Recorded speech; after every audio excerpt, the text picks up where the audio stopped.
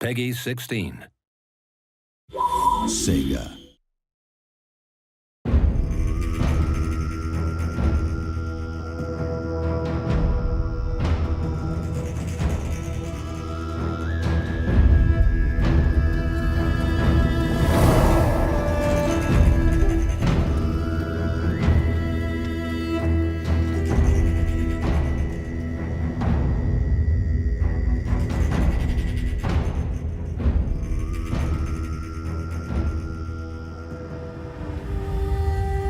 Attila was born into an uncertain and savage world. His people, the Huns, were hardened by a nomadic life of conquer, and their seat of power was under constant threat from the Germanic tribes under their rule. Almost all accounts of the Huns come from their enemies.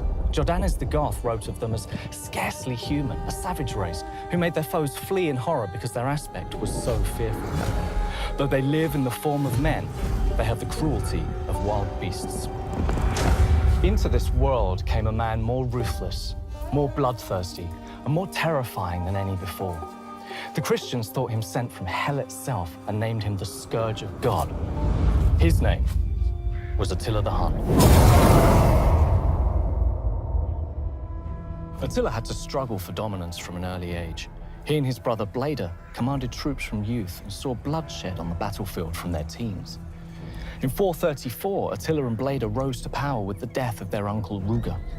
The brothers wasted no time in asserting their dominance, forcing the Eastern Roman Empire to sign a treaty 1 year later. Initially, the Romans paid a retainer to the Hun for their services as mercenaries, but under Attila, it would become a form of extortion and coercion. In 440, they broke this treaty and turned their attention to the borders of the Roman Empire and began a bloody assault on the north bank of the Danube.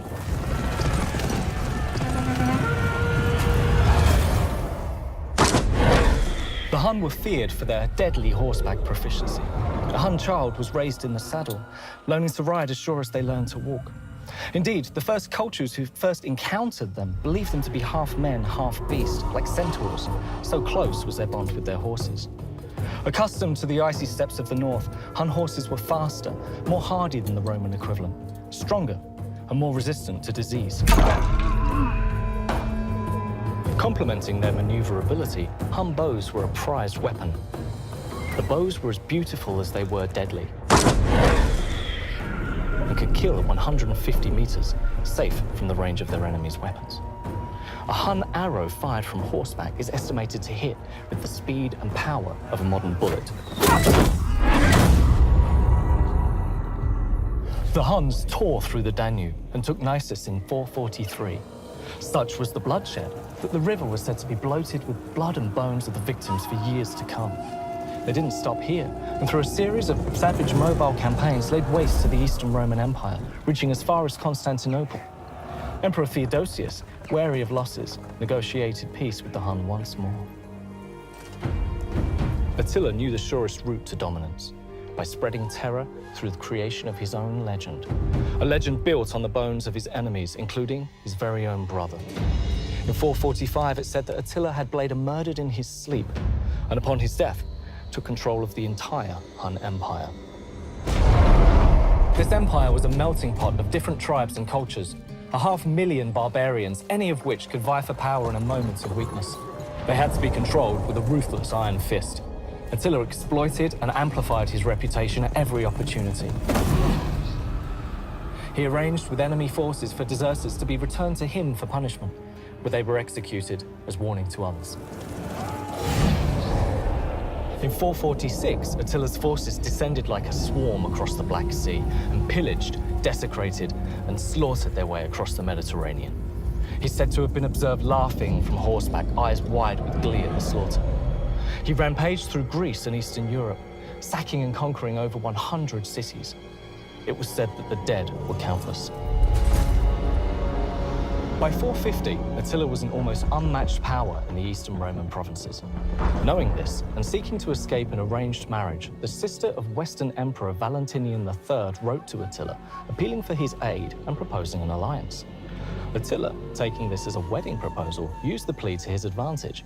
He claimed the proposal legitimate and demanded half the Western Roman Empire as dowry. When he was inevitably refused, he used it as the excuse he'd always wanted and attacked the Roman heartland.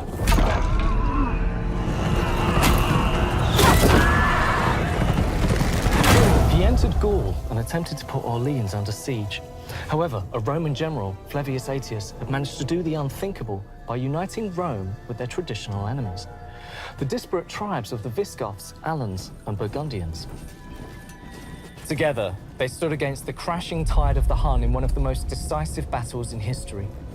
For the first time in his rule, Attila's forces met their match, and after a long and brutal battle, now known as the Battle of the Catalonian Plains, the Hun were finally pushed back.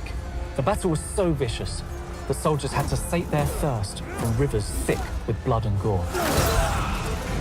Attila could not be subdued for long, however, and the following year, the Scourge of God struck once again, attacking Italy and Rome itself.